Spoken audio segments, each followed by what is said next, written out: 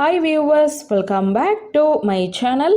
Viewers, இன்றைக்கி நம்ம பார்க்க போகிற வீடியோ என்னென்னு பார்த்தீங்கன்னா, குடும்பத்தில் உள்ள எப்பேற்பட்ட பிரச்சனைகளும் தீர நிலைவாசலில் இந்த வாஸ்து தீபத்தை ஏற்றினாலே போதும், உங்கள் குடும்பத்தின் தலையெழுத்தே மாறி ஊரே வியந்து பார்க்கும் ராஜ வாழ்க்கை வாழலாம்.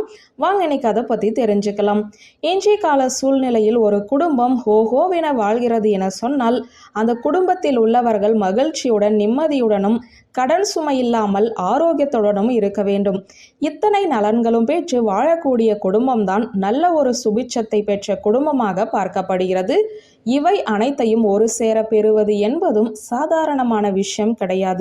அதையெல்லாம் பெற ஒரு தீபம் போதும் என வாஸ்து சாஸ்திரம் சொல்கிறது. அது என்ன தீபம், எப்படி ஏற்ற வேண்டும் என்பதை பற்றி தான் பார்க்க போகிறோம். குடும்பத்தில் உள்ள வாஸ்து பிரச்சனைகள் தீர ஏற்ற வேண்டிய தீபம் எதுவென்றால், குடும்பம் நிம்மதியாகவும் மகிழ்ச்சியாகவும் இருக்க வேண்டுமெனில் அந்த வீட்டில் வாஸ்து பிரச்சனை எதுவுமே இல்லாமல் இருக்க வேண்டும். இது மிக மிக முக்கியம். ஆகையால் தான் அந்த காலத்தில் முதல் வீட்டை வாஸ்து பார்த்துத்தான் கட்டி வந்தார்கள். எப்படி இருப்பினும் ஏதோ ஒரு சில இடங்களில் இந்த வாஸ்து பிரச்சனைகள் வந்து குடும்பத்தின் ஆணி வேரையே ஆட்டம் காண வைக்கும் அளவிற்கு உருவெடுத்து விடுகிறது. அப்படியான பிரச்சனையை கூட இந்த ஒரு தீபம் சரி செய்யும் என சொல்லப்பட்டிருக்கிறது. இந்த தீபம் ஏற்ற ஒரு சின்ன சொம்பு வாங்கி கொள்ளுங்கள். இதற்கு சில்வர் சொம்பு பயன்படுத்தக்கூடாது.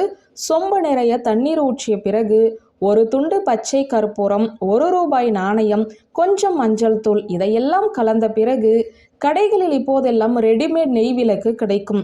அதை வாங்கி இந்த தண்ணீரின் மேல் வைத்து நிலைவாசலுக்கு உட்புறம் வலது பக்கத்தில் வைத்து இந்த தீபத்தை ஏற்ற வேண்டும். இந்த தீபம் குறைந்தது 15 நிமிடம் எரிய வேண்டியது அவசியம். இந்த பொருட்களை எல்லாம் வாங்கி ஏற்ற முடியாதவர்கள் வேறொரு முறையில் இந்த தீபத்தை ஏற்றி வழிபடலாம்.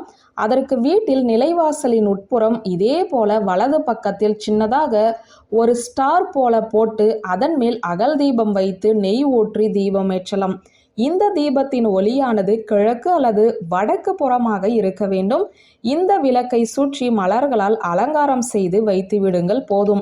இந்த தீபம் ஏற்றும் போதும் தீபம் எரியும் போதும் தீபத்திற்கு முன் அமர்ந்து ஓம் வாசு புருஷாய நமக என இந்த மந்திரத்தை சொல்ல வேண்டும்.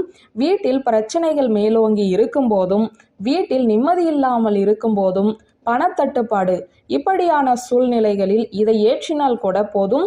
ஒரு முறை இந்த தீபம் ஏற்றினாலே இதற்கான பலன் பல மடங்கு கிடைக்கும் என சொல்லப்படுகிறது. இந்த தீபம் வீட்டில் ஏற்ற வீட்டில் பணவரவு அதிகரிக்கும், காரிய தடைகள் நீங்கும், வீட்டில் நிம்மதி பிறக்கும், தொழில் வளர்ச்சி அதிகரிக்கும். இப்படி பல முன்னேற்றங்கள் தொடர்ந்து வந்து கொண்டு இருக்கும். பொருளாதாரத்தில் எந்த நிலையில் பின்தங்கி இருந்தாலும் இந்த தீபம் ஏற்றும் போது அது எல்லாம் தகர்த்தெறிந்து ராஜபோக வாழ்க்கையை வாழ்வதற்கான யோகங்களை பெற்றுத்தரும் என சொல்லப்படுகிறது.